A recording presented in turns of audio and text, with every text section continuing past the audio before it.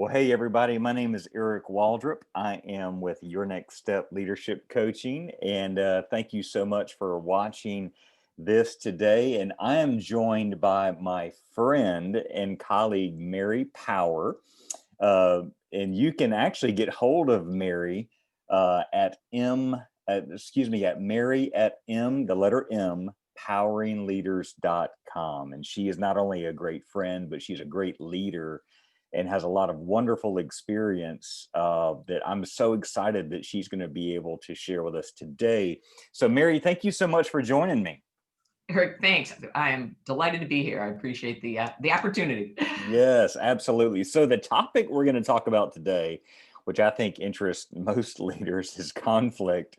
And because we're always experiencing some sort of conflict. So Mary, why do you think this subject is important for us to talk about?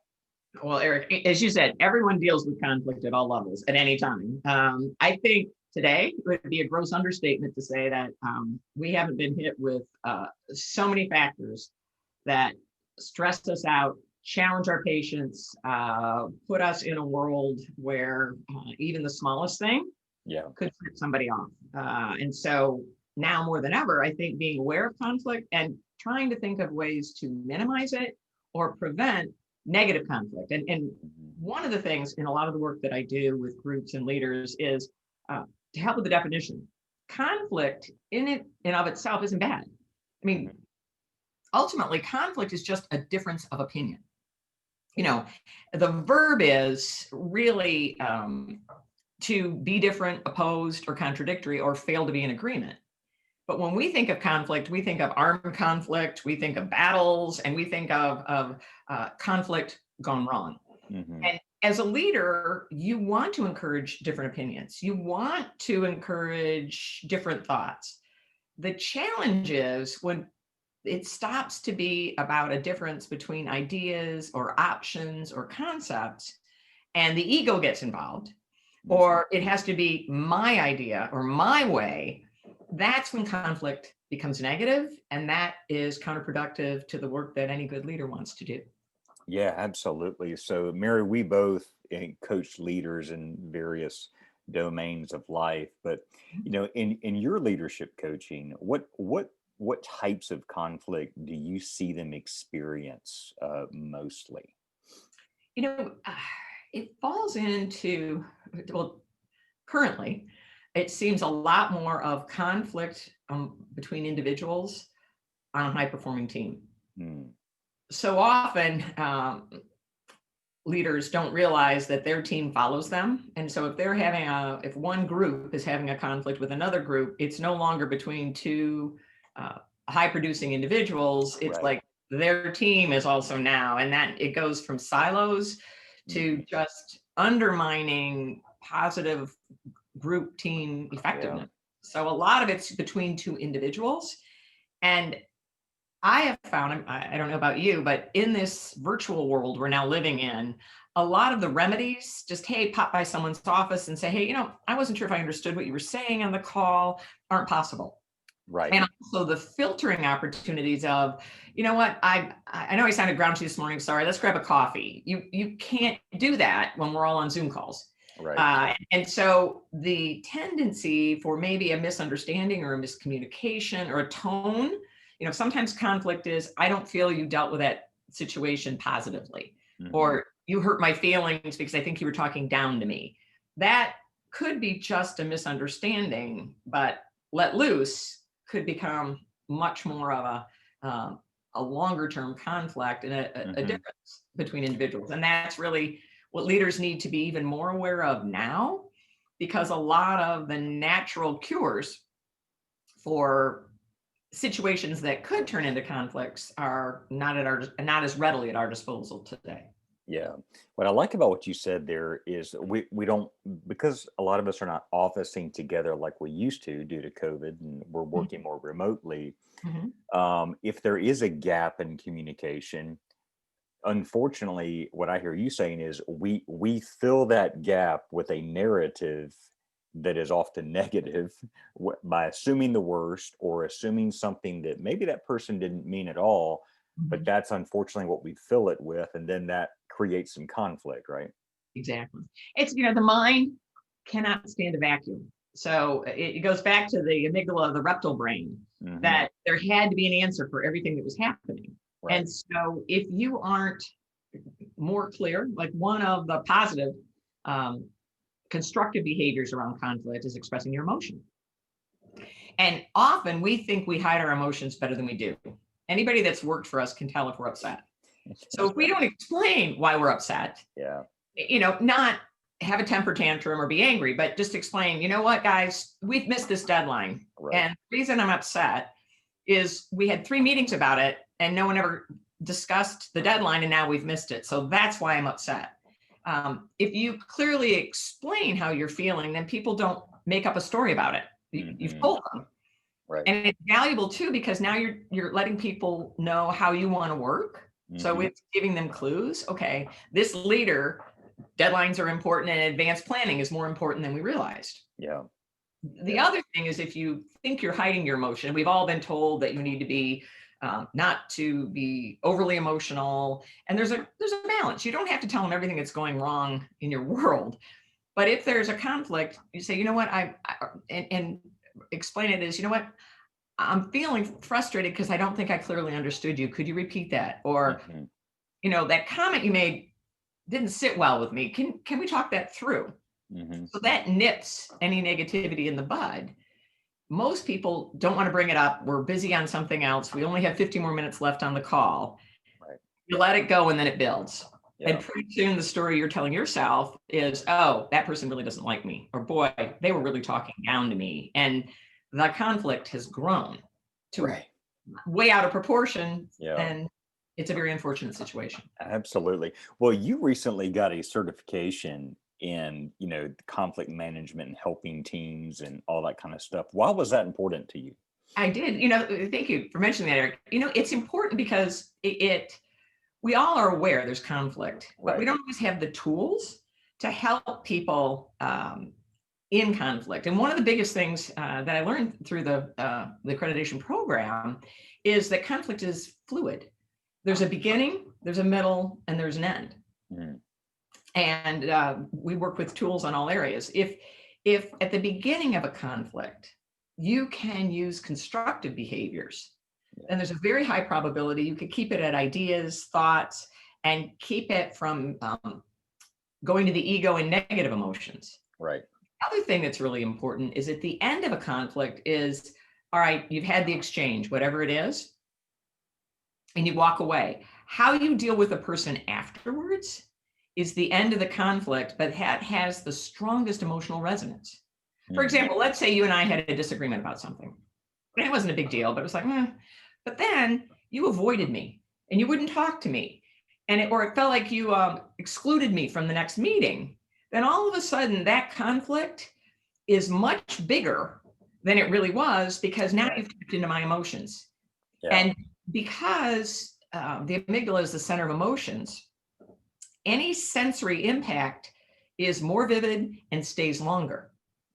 So normally, if you're feeling attacked, neglected, looked down upon, there's nothing logical that's happening in your mind right then. It's all emotional.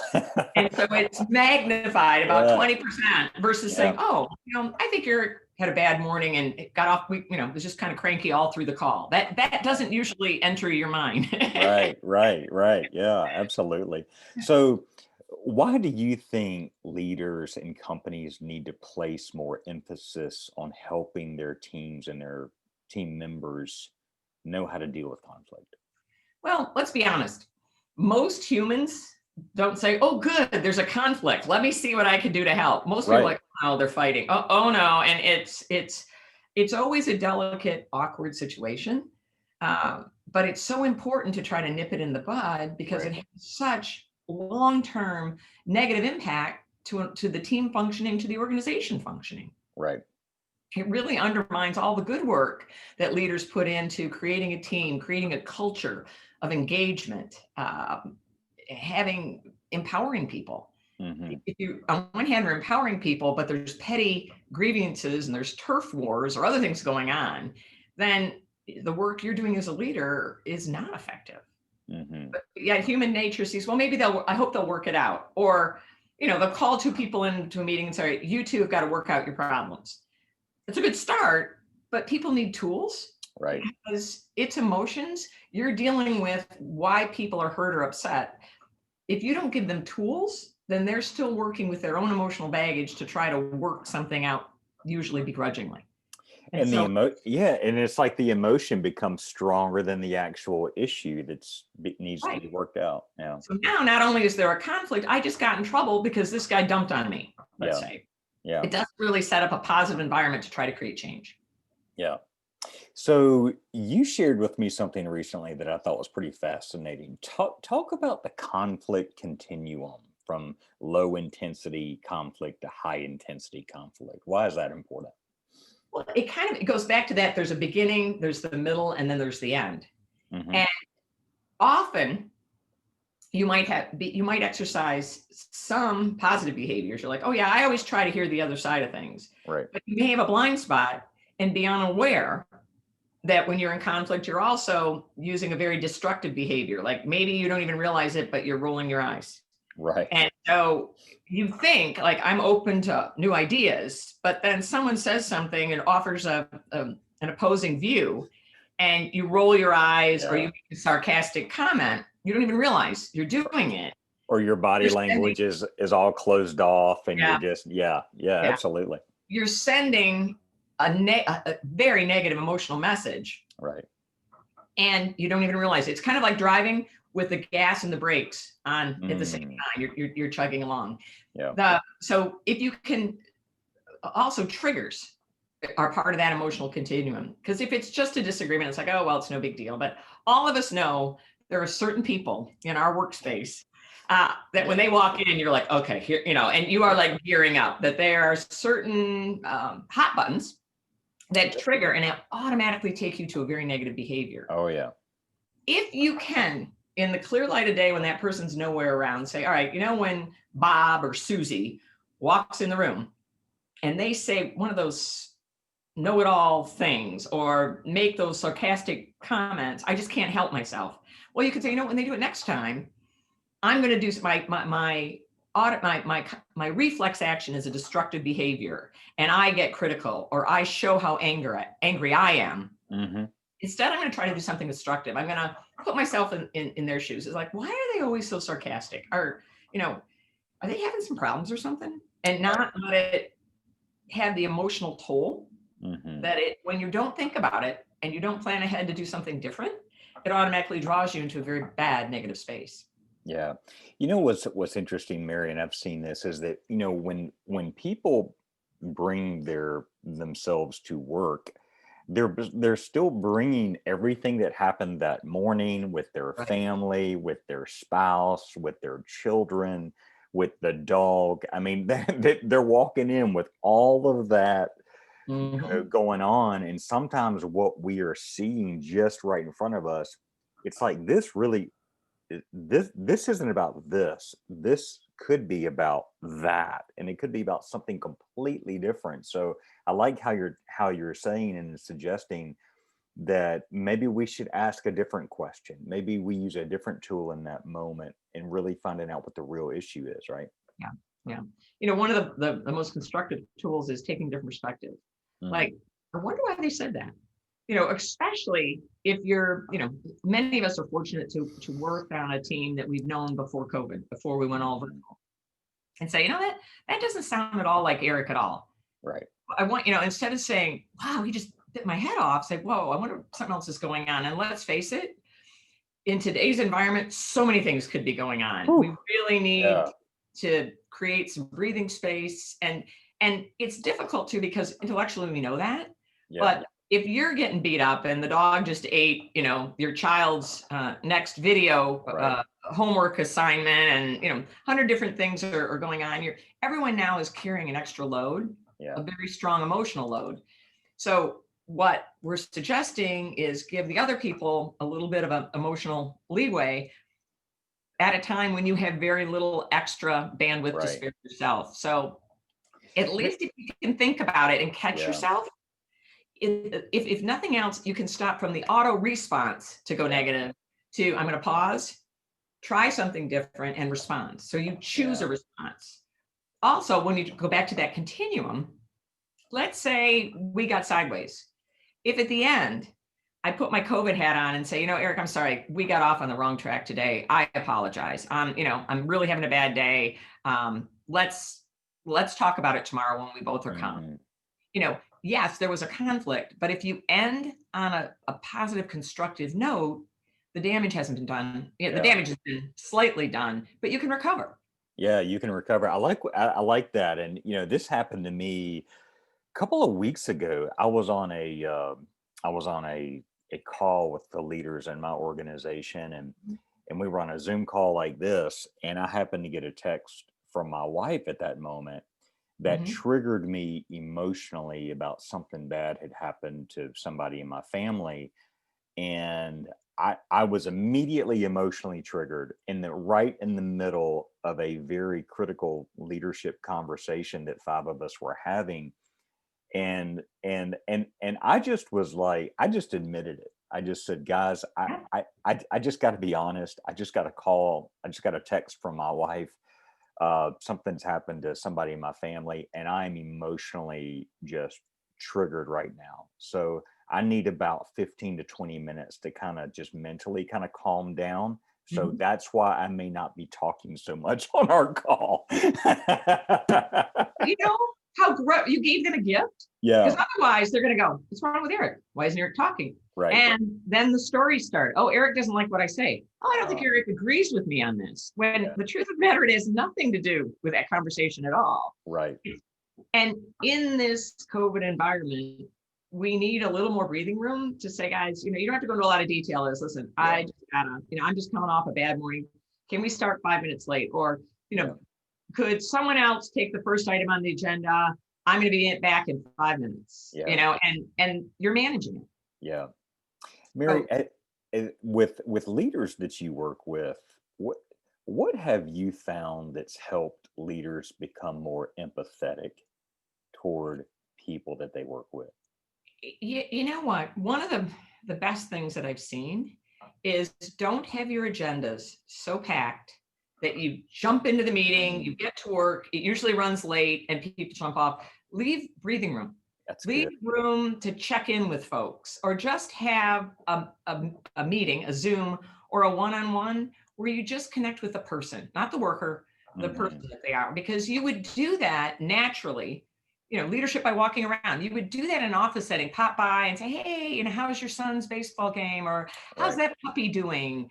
And if they don't make an appearance on the Zoom camera, the puppy never comes up. So you need to build in some I call it breathing time. Yeah.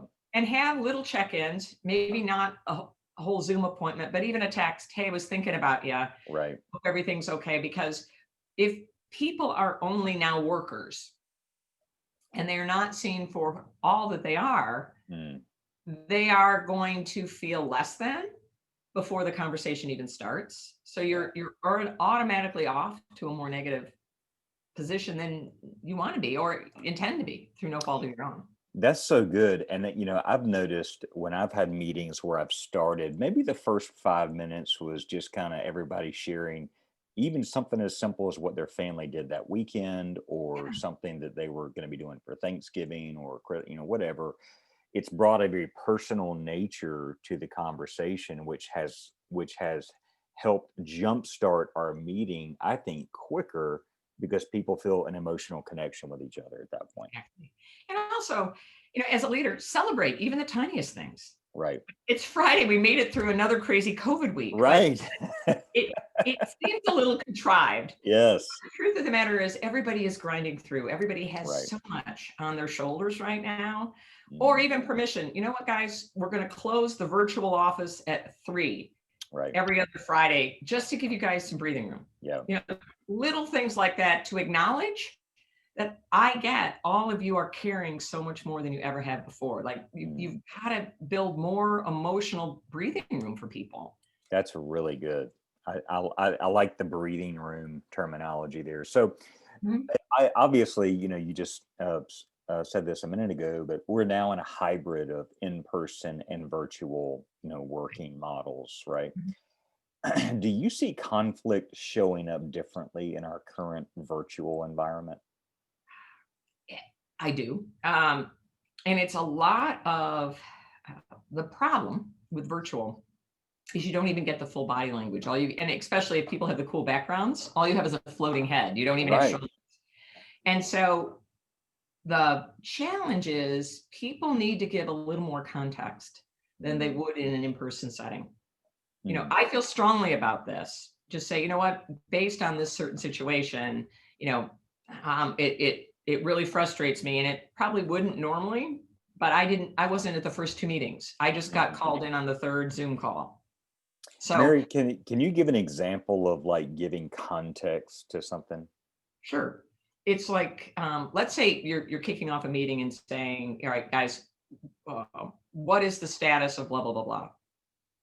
If you've never brought it up before, what you need to say is, guys, I'm going into a director's meeting and I know they're going to ask me this. I Mm. think you guys are on track and doing a great job, but I want to be prepared in case this comes up. So can you loop around? Can we take 5 minutes? Wasn't on the agenda, just got this call.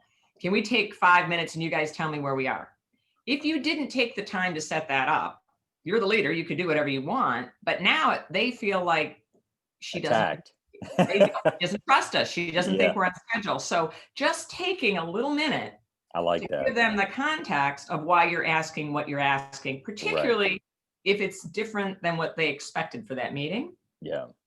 or if you drill down and someone goes, Mary, I gave you that report. Instead of asking three questions, say, I gave you the report. You gave me the report, and normally that's how we operate. It's great, but Mm. a big sponsor is going to be meeting with me tomorrow, and I'm concerned that they might have other questions. So can we take 5 minutes just to go a little deeper?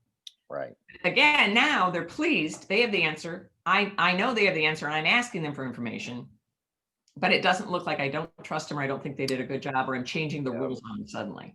That's such a great example because what I think the context does is it gives people the why, Yes, right? And exactly. when people know the why, they can kind of deal with the what Mm. in that moment, and they have a greater understanding, greater flexibility of being able to have that conversation rather than again fill in the gap with something negative or he doesn't trust us. Why is he asking us this? Doesn't he Yeah. believe that we're gonna? Yeah, yeah. That is so good. I like that. Um, Mary, how is conflict management and emotional intelligence related? Well, conflict management is all behaviors, really. Okay. Emotional intelligence is first knowing yourself Hmm. and then having an understanding of the other person. So they are absolutely tied. What I Wow. like about when you talk about conflict management is that it's all about learned behaviors or adapted behaviors. And what's great about behaviors versus personality, you can unlearn bad behaviors or learn new behaviors. That's It's good. not changing your personality is a little difficult. Yeah. Now, it may be, let's say you've got a quick temper. You've always had a quick temper. Okay. You can learn a behavior about controlling your temper, Right. but you can't just say, well, that's how I am. Well, it is, but you don't have to act that way. Right. And so emotional intelligence is first understanding yourself and knowing kind of, or asking what your blind spots are or what your triggers are. Mm. Then the second part is, how do I normally behave? Because a lot of people say, well, that's just how I am in conflict. And if you don't really think through conflict situations, probably 80% of the time it's true. But think about Yeah. it. How you engage in conflict with your boss is probably very different than how you engage in conflict with your neighbor Yeah. or maybe one of your subordinates. Yeah. So we have varying, there's usually a range of conflict styles that Yeah. we use and conflict behaviors that we use. And normally they're all unconscious. Yeah. And here's the difference, we react. If you understand your behaviors and can step back, you can respond, Mm. meaning you're thoughtfully choosing an action versus being triggered by what someone says or does. That's really good. Getting to the emotional intelligence piece, you were saying it's knowing yourself. What Yeah. what what critical information about ourselves do you feel like we need to know to be able to navigate conflict in a healthy way? Well, one is just observing yourself. most normally, we don't take any time to observe ourselves. We do. Right. Think about it. Think how long an athlete practices for a big event. If you're a golfer, how many times are you at the driving range or the putting green getting ready for a tournament? But we as leaders don't practice much of anything. We just do. Yeah. And maybe we take a class and learn. But the one thing and the one piece of advice I would give people is stop and observe yourself. Like, okay, when I get triggered, what kind of situations trigger me? What type of behavior triggers me? And start, like, people will have lots of material to work with when you're in a conflict. Right. Like I am sure nobody has a lack of conflict that they couldn't observe themselves in. Right. But if you could pull yourself out of it, or at least immediately afterwards step back and go, wow, what could I think about the three parts of a conflict? What could I have done differently when we got off track? Or what did I do? Right. We got off track that kept it non-emotional, that kept it about ideas, thoughts. Right. That's brainstorming. That's great. Right. Okay, so let's say we started out well, but your partner didn't respond well and it went south and you moved right to destructive behaviors. Then, okay, what could you do, looking back, differently to end it? At least you've gone south to get it back to neutral. And things like reaching out, making a comment, acknowledging that there was a conflict. There's a difference between avoiding and taking a break. Like you could say, you know what, we're both kind of revved up about this. Could we have a call tomorrow and just revisit it? I think we're both, not at the right spot to continue this. Yeah. That's great. That's smart. But if you kind of leave it and then just don't want anything to do with that person, that's not avoiding. That's just purposely, distancing yourself and not trying to resolve the situation. Mary, what would you say to the leader that just says, look, this is just who I am. This is how I deal with it. It is what it is. You have, if you're willing to take that stance, every stance has consequences. Then you are, if there's two things you could do is one, say, guys, this is my hot button. I'm not willing to do anything about it. I know I should, I'm not. When I get this way, this is how I need you guys to respond. Yeah. So at least give them, if you're making a choice to undermine your own leadership, right, at least give your people ways to deal with you. Because if not, I can assure you they'll come up with their own. Yeah. And sadly, if you're too adamant about that, they'll find another place to work where the leader is more positive and more engaging. Probably more often people say, you know what, I'm working on this, but I know, I've been this way for most of my career. I'm working on it. Right. But if you see me go off, if you see me roll my eyes, if you see me, if I let loose one of my famous sarcastic comments, please know I'm working on it, and then give them something that they can do that you guys agree. So it becomes a positive working relationship, because then they know that wasn't directed at me personally. That's Eric being Eric going on, which you don't do. So you're a great example. Like you're a very calm and balanced person. But let's say you were always known for your temper or your sarcastic comments, and you tell your team, guys, I'm working on it. But if I do, no, it's me. I just messed up, and I don't want you to take it personally. Right. And there's a client that I'm working with right now. They made it fun. He goes, Mary, I'm a hot-blooded Italian, and that's how my family communicates. And I said, well, here's the good news. You can do that at Thanksgiving if you want by Zoom. Your staff do not like that. Right. That undermines them. So, and he said, okay, I'm in my Uncle Vinny mode. That's what he called it. He came up with an Uncle. He said, if I get in my Uncle Vinny mode, I guys want you to put your hands up and go, Uncle Vinny. And I'll know I crossed the line, and I will apologize, and we're going to get back on track. So he gave them permission to call him out on it.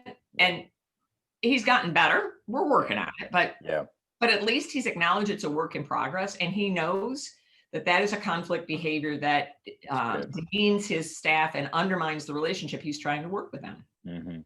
So, Mary, I like that word undermine, and one way that I've seen in leaders that I've worked with that can hinder their ability to lead their teams is their own ego. What would you suggest to leaders who are trying to understand if their ego is in check or not? Like, how would you know if it's out of control, or how would you know if maybe you're too humble and you need to be more assertive? Like what would you say to to someone in that situation? Well, the easiest thing is to do a 360 and get some feedback. Mm, Uh, Part of the problems with your ego is it usually is around the blind spot. mm, Some people will say, well, yeah, it's a weakness, but it's not a big deal. So they call it a weakness and check it off, when the truth yeah, is that may be totally undermining their effectiveness with their organization. right. So a 360 is a great way to do it. If not, it's observing yourself. Mm, You know, kind of like, okay, when I said that, one of the good things about living on video cameras and Zoom or whatever, Google Docs, whatever that people are working with, is you can see everyone's faces. And how many times have you like said something and then there's no response, and then you right. have all of a sudden an instant field of faces looking at you like, what? Yeah, That gives you a chance as a leader to go, okay, something just happened there. And right. the first thing you have to do is like, how did that land? Hmm. How was I acting to get that response? Hmm. And really observe yourself. Or if you have someone you trust, say, I'm really I'm trying to get a sense of where I am as a leader. How do I come across? Right. And I'm sure you do too in your coaching. I always encourage people to journal. Yeah. It's like, okay, when you are maybe too loud, or maybe back off and don't say anything, when you catch yourself acting different than you want to, the first thing to say is, what's causing me to do that? Hmm. And there's two sides to ego. One, it's all full of yourself and I know everything and I have all the answers. But the flip side to ego is, I don't think they respect me. I don't think I'm good enough. And leaders can flip back and forth. Can vacillate between both, right? Right. And some of the people that act like a know-it-all do it because they don't feel they're good enough and they're constantly trying to prove themselves that, Yeah. I am successful. I am a good leader. And Right. they could be a very good leader, but that's a blind spot for them. Yeah. Yeah.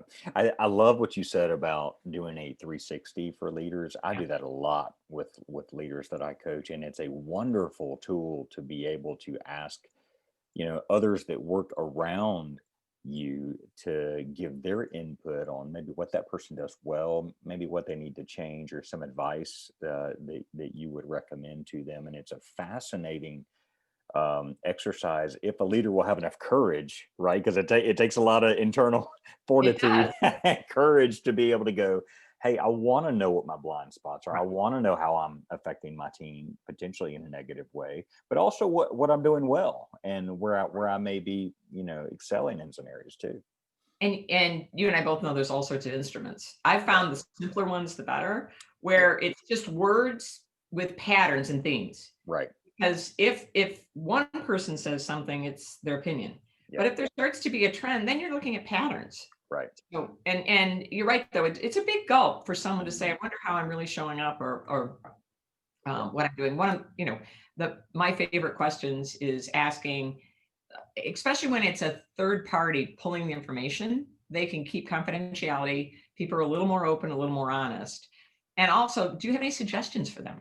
Mm. Most leaders that are willing to do this are very thoughtful, engaged leaders, and they want to be better. Right. And the team that work for them want them to be better, and they want the Right. team to be better. So a lot of times there are often very positive, helpful suggestions Hmm. that come out of that you might not get any other way. Right. Right. Well, Mary, as we kind of round the corner and get ready to land the plane here, if somebody were watching this and they found themselves in a workplace conflict, what's that one piece of advice that you would tell them to do right now that could be a real next step for them and help them? So they're in conflict with another person, or Mhm. they're a leader with two people in conflict. They're in conflict with another person. Okay. First thing is step back and say, what did I contribute to them? Mhm. I'm assuming it's a negative conflict. Right. Right. So Yeah. what did my reaction, what did I say? First thing is put yourself in the other person's shoes. That's good. Yeah. What could I have done that triggered them? Because you're assuming positive intent. But normally we're not like this. Right. I said or did something possibly, or did they say or do something that triggered me? And my negative response helped it spiral out of control. So just kind of think back through, how did it start? Mm-hmm. How did I respond? By putting yourself in, first of all, saying, what struck an emotional chord with me? Mm-hmm. You know, what either made me feel like I was looked down on or upset me, something upset me. What was it? Or why did I respond that way? I don't normally respond that way. Or did I do something? Did my reaction start that with somebody else? So you're looking first at yourself, how you were triggered, how you responded, then look at the other person. What could have triggered them? Right. What caused that response in them? So now it's not about, well, they should know I'm the this or that, or they, whoa, that's your ego talking. Right. Now you're getting down to what really happened. Right. And then the next thing is, you haven't, if it just happened, you're not at the end of the conflict, reach out to them. Say, I really feel bad about our miscue today. Can we talk about it? Mm-hmm. Because now you're putting the emotional zone back to zero and you've got a chance to rebuild. So the conflict's not over until you've had that final end, not just huffing away, but that window to regroup, to reach out, to do something else. That's really when the conflict ends. I'm sorry.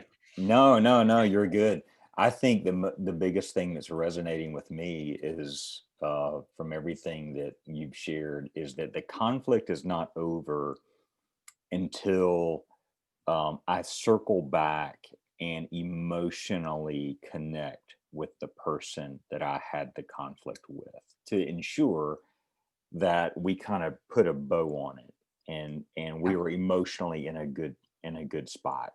Because if that's what I heard you say, that makes a lot of sense, because not circling back, assuming that it kind of took care of itself, can lead to maybe more questions of, is our relationship okay? Are we doing okay? And so that, to me, I think that's so important, that final piece, that final step of just taking the extra effort to just make sure that the relationship is healthy.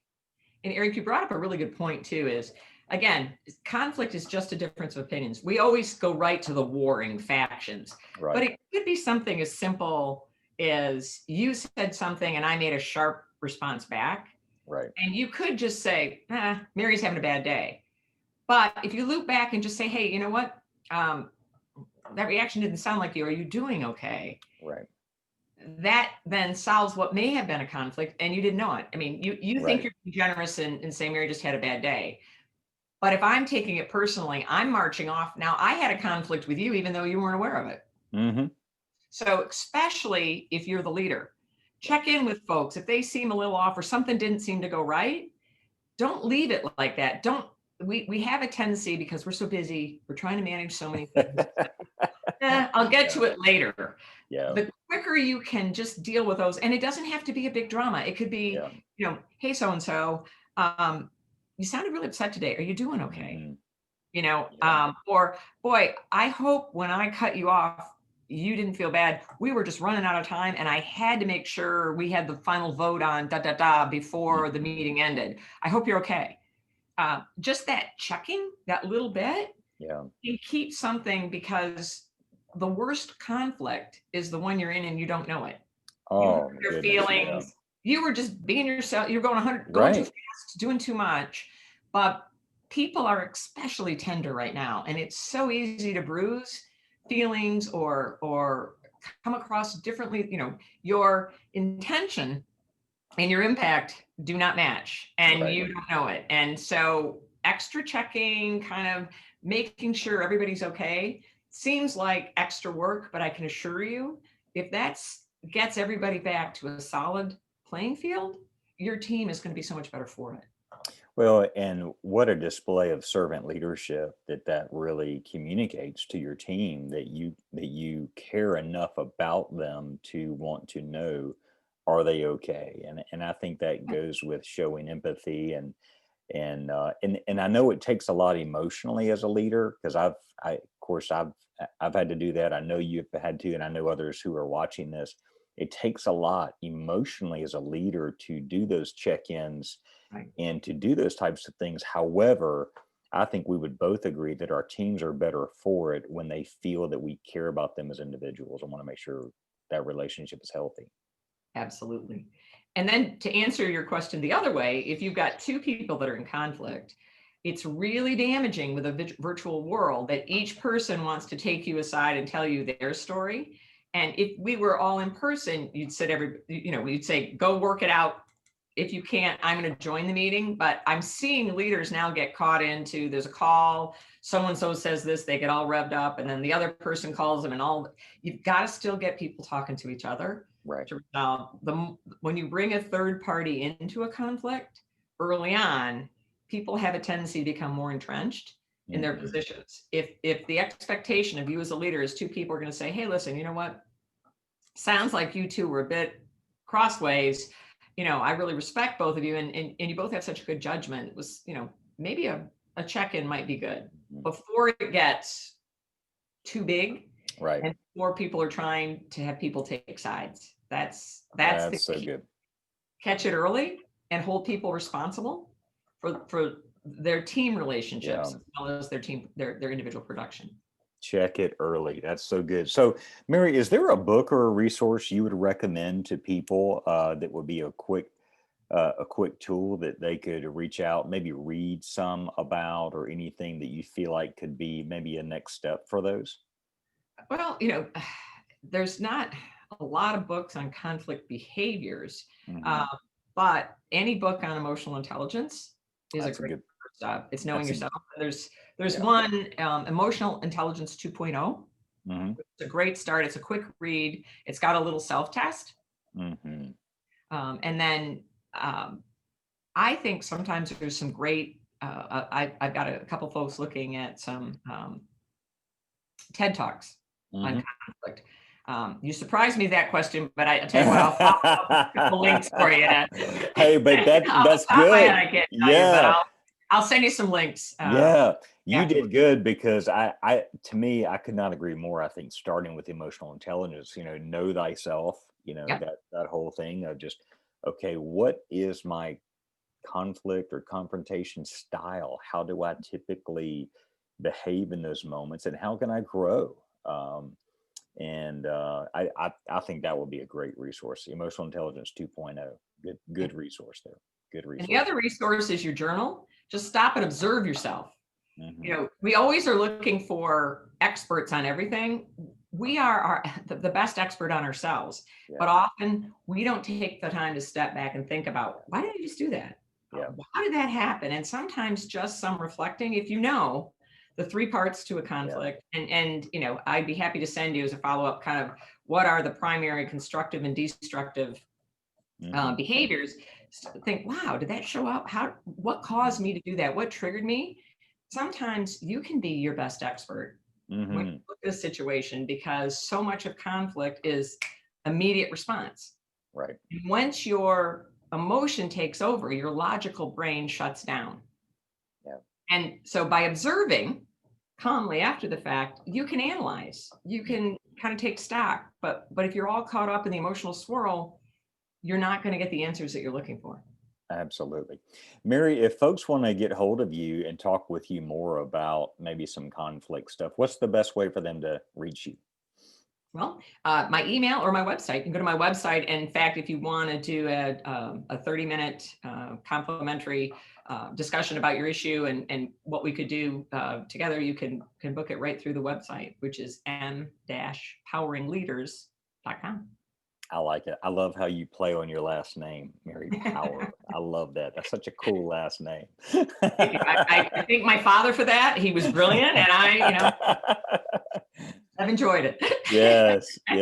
Well, Mary, thank you so much for this conversation. Guys, I really hope that this was helpful for you. I know it was for me, and just learning some things there about being just more self-aware and emotional intelligent about how we ourselves handle conflict and how that affects us. So, Mary, thank you so much for your time today. My pleasure, Eric. Thanks for letting me join you. Happy Thanksgiving. We'll talk to you soon. All righty. Bye-bye.